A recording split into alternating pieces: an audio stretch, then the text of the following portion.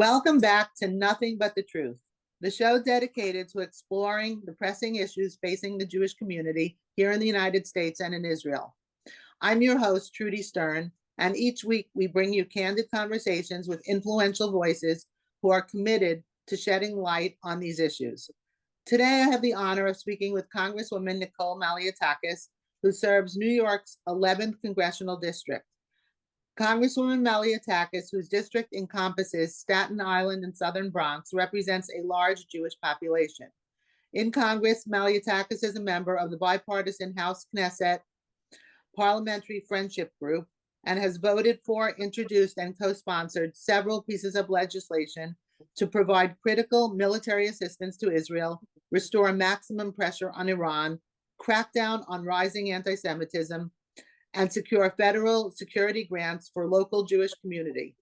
Welcome, Representative Nicole Malliotakis. Thank you very much. Great to be with you. So we're at a very critical moment. We're a couple of days out from a very important election.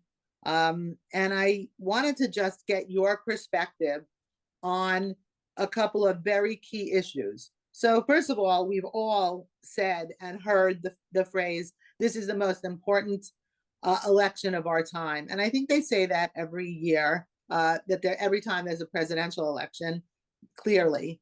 But I can't think of a time that I really truly believe that more than now, with so many tremendous issues facing New York, our country, the Jewish people, Israel. Would you agree with that? And could you speak about that? Yeah, look, it's obviously a very important time because there's a fork in the road, and we can either continue down another 4 years of inflationary spending that has driven up the cost of everything in our country, open borders that have brought in millions of individuals, many who are in cities like mine, New York City, committing crimes, horrific crimes like rape and murder and robberies. Or we can move down a path of restoring the economic policies that President Trump put in place that were responsible for creating millions of jobs, lifting wages, and also bringing unemployment to record lows, as well as giving us he gave us a secure border. And it's unfortunate that this administration has come in and chose to dismantle that. And we're paying the price, literally, both from the high cost. It's $130 billion estimated that was spent on illegal immigration last year, $5 billion in my city alone. And we're paying the price with American lives. Lake and Riley, Jocelyn and Gary, Rachel Morin, women who have been raped and murdered by illegal immigrants that this administration, the Biden-Harris administration, allowed to enter, not only allowed enter, but directed CBP officers, our Border Patrol agents, to release into our interior. So there's a real choice on the ballot. If people want national security, they want sound economic policy, they want public safety in our streets, they have to vote for President Trump and the Republican ticket. Well, it's really interesting because we don't normally get to see a past record. So we actually have 4 years of a Trump administration, and we have 4 years of a Biden-Harris administration, of which Vice President Harris has said she would not have changed one thing with regard to what President Biden has done. So we actually have a record to run on. So let's just talk about these issues a little bit more in detail. So let's talk about the cost of things today. I know that I go to the grocery store and things are exponentially more expensive than what they've ever been. And it's really hard to make ends meet. It actually is very, very troubling. What do you? Yeah, please. Well, I was just going to say, absolutely. And a lot of it is driven by the anti-energy policies of the Biden-Harris administration. You got to remember, energy is used to manufacture, to produce, to transport, to refrigerate. When energy costs go up, as they have under this administration, the price of food and goods go up as well. And that's exactly what we've seen. On day one, they came in, canceled the Keystone pipeline. They, while rubber stamping, Russia's pipeline, they've chosen to not ramp up domestic energy production, instead buy from socialist Venezuela. And these are bad foreign policy decisions, but they're also bad economic policy decisions. And we are paying the price. If you look at your utility bills in New York, they have skyrocketed. And that's partly because of these policies of Biden-Harris. It's partly because of our state people like Kathy Hochul. Governor Cuomo closed 26% of New York City's energy supply, which was from Indian Point Power Plant. He shut that power plant down. And it's the other reason. So it's anti-energy policies from the Democrats at the local and the national level that have really inflated costs, and that's unfortunate. And this is on top of the trillions of dollars in additional spending that the Democrats put in place when they had control of everything in Washington.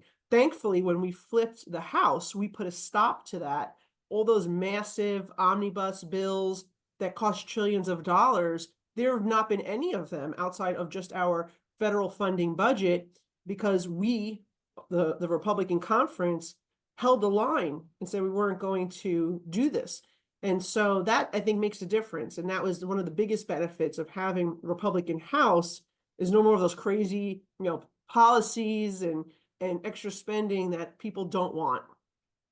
So do you see that being able to be reversed? Like if the administration flips, is it possible to reverse that, or this is the new norm that we can expect?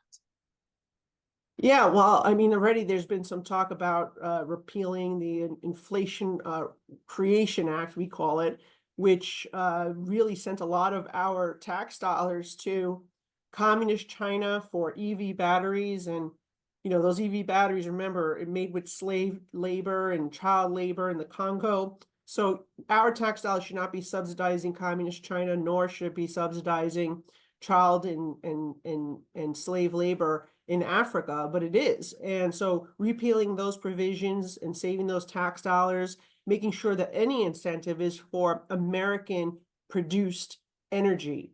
And I think that's like really where our focus has been. And I also think, and President Trump has made it very clear, that he's going to ramp up domestic energy production, and that will right away lower the cost at the pump, lower the cost in our utility bills, and should also lower the cost at the food supermarkets as well. Okay, so that is really a very important fact. I think also, since we're talking about energy, the fact that a lot of the oil waivers were repealed when the Biden-Harris administration came in, freed up a lot of money to Iran. So I know that is a very big issue. Yeah. And again, it's part of that horrific foreign policy of the Biden-Harris administration, appeasing our adversaries, right? It was Russia, Venezuela. Now we're talking about Iran. President Trump had a maximum pressure campaign that economically crippled Iran. That unfortunately was lifted under Biden-Harris. They waived sanctions. They issued waivers so civilians can continue working on the nuclear program. They really helped oil sales. And as a result, Iran was enriched and was able to fund Hamas, Hezbollah, the Houthis. I don't think that the horrific attack on Israel on October 7th would have occurred if President Trump was in office, because they, as I said, were economically crippled. And that's the difference too. If you look at what President Trump brought, peace and prosperity, security, military partnerships with the region, those countries around them. And unfortunately, now we have a war, not just in Israel, but Ukraine as well. And we could potentially have, I believe, a third war if Harris is elected, with communist China invading Taiwan. So it's horrific. I mean, as much as people want to criticize President Trump, he kept the world safe, right? It's ironic. The person that they try to criticize as someone, trying to paint him as someone who was not respected on the world stage, he exhibited strength And people knew it around the world, and he did have their respect. And that's why you saw peace and prosperity, and you saw incredible negotiation like you saw with the Abraham Accord. Do you think also the fact that Iran has been linked to the assassination attempts on President Trump, as well as the hacking of his emails and providing them to Biden, to Harris? Do you think that signifies that they prefer to have Harris in at the helm, and therefore?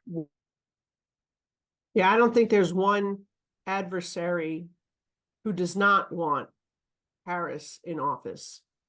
They see weakness. Why would they want someone who will once again exhibit strength like President Trump when they can roll all over the Biden-Harris administration? So I could tell you that I'm sure Russia wants Harris, Iran wants Harris, Communist China wants Harris, Cuba and Venezuela want Harris, and the drug cartels, they want Harris too, because they are making billions of dollars with our open border, and China is benefiting by getting tax credits. They end up taking American tax dollars to fund all sorts of crazy stuff. And you have Iran, who is no longer economically crippled, but is enriched under this administration. So, you could see why our adversaries would want Harris to be elected, which is exactly why Americans need to get out and vote and elect President Trump. That is a really important point. I mean, if our enemies would prefer to see a President Harris, that is a very important reason why a President Trump would be very safe, much safer for our country.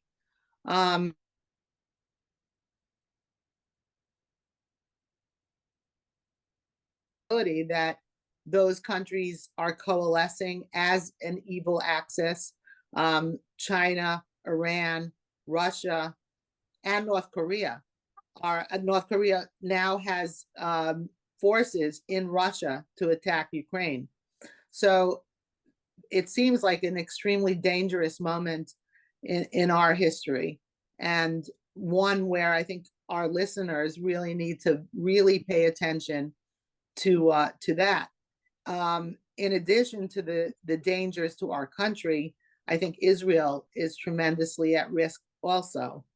Would you agree with that? Yeah, I think the world is at risk, and our allies are at risk.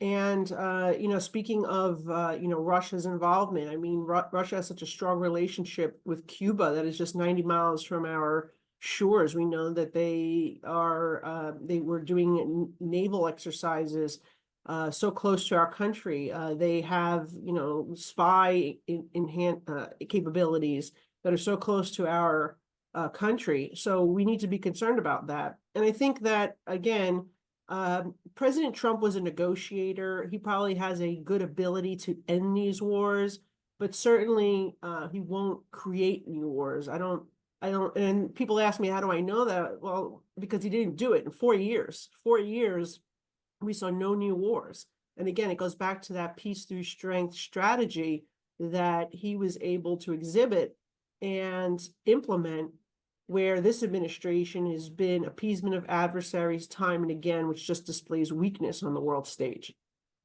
So for those, I just want to welcome you to Nothing But the Truth, and to our guest, Congresswoman Nicole Malliotakis.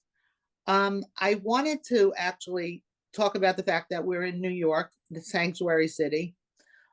So the open borders really affect our city tremendously. One wouldn't think so. We're not a border like Texas, but we actually are on the northern border.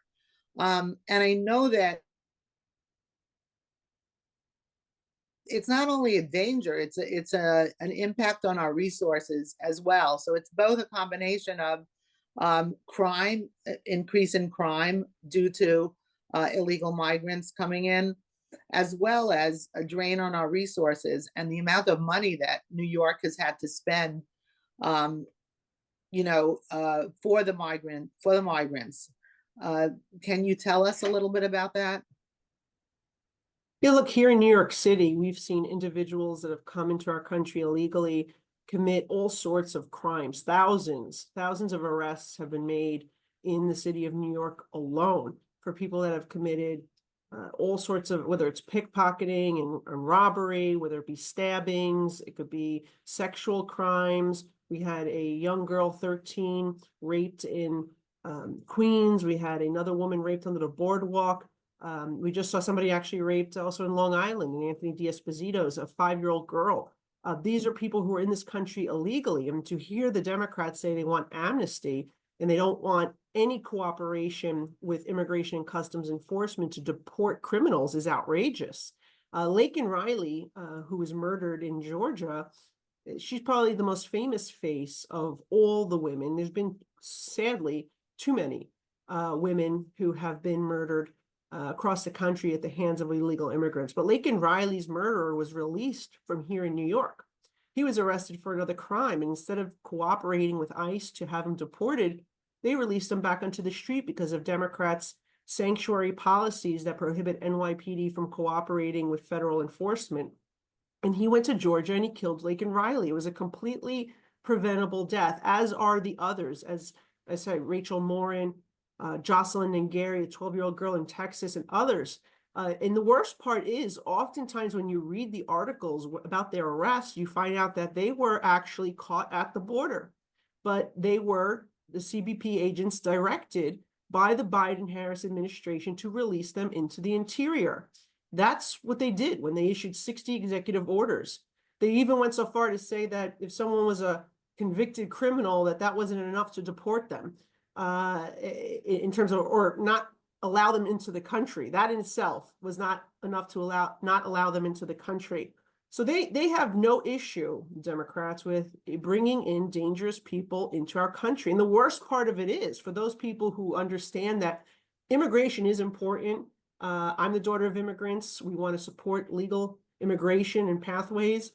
People have to recognize what this administration has done is prioritize the border crossers, the people who paid the drug cartels to enter into our country. They've prioritized those individuals for court dates, and the people who have been waiting in line, have done everything right, they paid attorney's fees, they've been just patiently law-abiding the entire time, they're getting pushed further down the line. And I think that's going to, and it should, cost the Harris team votes from the immigrant communities across America. What could possibly be the incentive to allowing this sort of thing to happen? I don't see any good. You've presented a lot of very, very negative, dangerous, horrific situations. What could be the motive for allowing the open border like this? Look, they just support amnesty and open borders. They remember, this is a group of people that release our own criminals onto the streets, right? So they don't have any issues with criminals walking among the general population. And the most disturbing example is the murderer from Peru who was wanted for 23 murders in his home country. He was walking around New York freely. And he too was caught at the border, and he was still directed to be released into our interior. And sure enough, he was walking around New York State. That is outrageous. And if people do not want to see another 4 years of that, then they need to vote Republican this year. They need to get out, and they need to vote and send a very strong message. And even though New York is one of these states where it's very hard for a Republican to win statewide, Lee Zeldin almost did it. And President Trump can do it if people come out to vote. We're seeing record turnout this year, which is great. But the other thing is, remember, it's more than just that, the electoral votes going to President Trump from New York. It's about sending a clear message to Schumer, to Hakeem Jeffries, to Kathy Hochul, and the Democrats that people are very upset with them. So they move a little bit more to the center and stop with this crazy radical leftist policies. That's a very important point. I think that is very good for everyone to hear. The residuals of voting in New York, it seems like it's not really going to. I shouldn't say that. I mean, Reagan, Reagan had New York voting for him. So, but to know that it sends a message to others is really, really important. And I think also the fact that it's not only the executive branch, but there's also, the congressmen who, the Congress and the Senate, that would be a very, very important check on a president. So I know that there are all of those seats that flipped during the midterms. D'Esposito, Molinaro, Williams, Lawler, all of those seats. So I could see that it would be really important. Balance. Yeah, it's critical that we keep these seats that we won in New York 2 years ago, because they were the seats that delivered us the majority. I too flipped a seat from a Democrat 4 years ago. And New York really, in this situation, has delivered the majority to the Republicans, and we have to make sure that all of us get through in next week's election, so we can keep that House majority, because right now we are the only line of defense that the country has as an alternative to what President Biden, Kamala Harris, Chuck Schumer, Hakeem Jeffries are pushing. And so it is critical, and people should go out there in New York for that very reason, to make sure that these House members get reelected, so we can keep the majority. I'm not sure if you saw it was just in the papers today, the exchange between Senator Schumer and President Shafiq from Columbia University. Did you have a chance to see that? I saw it briefly. So it seemed to indicate that Senator Schumer was in some sort of, I think, texting with her about bringing the issue of the anti-Semitism on the college campuses to the Senate, like taking the bills that were passed in the House and moving it over to the Senate. And he said, "Don't worry about it. That's just a Republican issue. It's never going to happen." I find that so unbelievably shocking. Yeah, it is shocking, and it's unfortunate, because we sent a number of good bills over to the Senate, and he has refused to allow democracy to take place, allow for a vote on any of them. I mean, what is the big deal to give the senators who are duly elected a vote? And if it's shot down, it's shot down. But if it passes, then it passes, and that's what democracy is all about. But when you have people like Senator Schumer who stop these pieces of legislation, whether it be HR2, our border bill, HR1, our domestic energy production bill, or whether it be any of these measures that you're discussing, it's very problematic and troublesome, and that is not democracy. So it really is not. I actually have never thought that in my lifetime I would see what's going on across our streets in New York with the pro-Hamas protests. I mean, also obviously on the college campuses, but in our streets also, with the burning of American flags and the burning of Israeli flags. I know that you have been working on limiting the fund, or exposing the funding of these protests. Could you tell our listeners about that? Yeah, I have legislation that would go after some of these groups that take foreign money that go into nonprofits and then are put into political action committees that are stirring a lot of these protests and anti-Semitic activities. So we have a bill in my committee that does that. We're working on it. It's just a matter of getting it out of the House. We passed it out of committee, and we're working on getting it out of the House. There's been some misinterpretation from the Democrats on the bill, so hopefully we can clarify that, and it should pass overwhelmingly, as it did out of the committee. Well, then do you think that the Senate would bring it to the floor, or probably not? I mean, I'm hopeful. If it passes overwhelmingly in the House, there's no reason why it shouldn't be taken up in the Senate. But then again, Chuck Schumer, unfortunately, even when something passes bipartisan, he doesn't allow for a vote to take place. And that's what we've seen on, legislation that, for example, we had one bill that would require people who are in this country illegally that commit crimes to be deported. and detained and deported, and he didn't allow that bill to come to the floor for a vote. It's mind-boggling to me because he in New York has such a problem with the migrant crimes, and he doesn't want to even address it when he sees what's happening to his city, where there have been murders, there have been rapes, there have been terrible types of assaults. Police officers were shot. We had,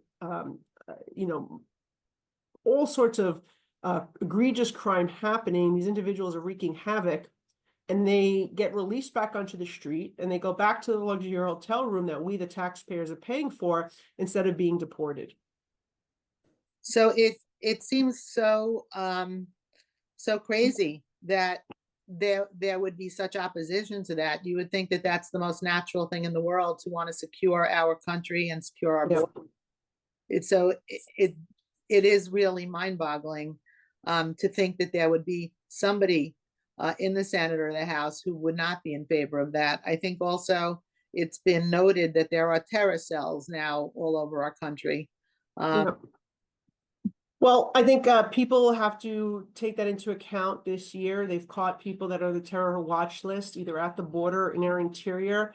It's very concerning. And again, this is why I think public safety in many ways, particularly for us in New York, is on the ballot this year, because people have to understand what's going on. I think they see what's going on. They read about it in the paper every day. And do they want another 4 years of gang members, drug traffickers, terrorists, murderers, people who are very dangerous, walking around the streets of New York freely, and then living here at our expense? So that's, I think, a really big issue for New Yorkers, and in many ways, this election is a referendum on that. So I want to thank you for having me on, and very much appreciate you taking the time to speak with me. And I just want people to get out and vote. We only have a few days left, and we need everyone to get out and vote and make sure that we keep our House majority, and that we hopefully elect President Trump as well. Maybe we'll flip the Senate and Chuck Schumer wouldn't have so much of a say on these bills anymore. Well, one last question before I let you go. I wanted to know, like, for our listeners, Israel is a particularly important issue. Do you see a difference in support for Israel, from one party to the other? Do you get support for Israel on both sides? I do. I mean, I feel that there's a lot of support for Israel within the Congress. Sadly, there are individuals who are on the fringe who have not been supportive of Israel.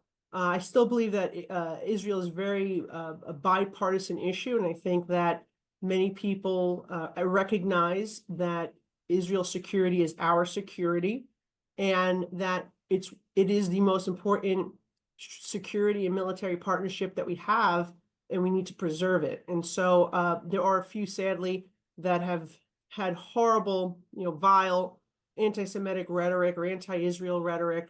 Ilhan Omar is one of them, for example, and I worked very hard to get her kicked off the Foreign Affairs Committee as a result. Wow. I mean, Vice President Harris has actually said that she supports Israel's right to defend itself, but she hasn't gone on to say that she supports their right to win. So I found that, telling as well. But before we wrap up, I want to extend a very heartfelt thank you, Congresswoman Malliotakis, for everything that you do for Israel, for America in the U.S. Congress, and for being our guest this week. Your insight. Thank you very much. Appreciate. Yes, your insights, commitment to the issues are invaluable, and we appreciate your taking the time to talk with us. Thank you very much. Have a great day. Thank you. Thank you all for tuning in. I hope today's discussion has provided you with a valuable insight and deep understanding of the issues. Be sure to tune in. I think Monday we're going to have another episode for Nothing But the Truth. Until then, take care, keep questioning, and together we all can make a difference.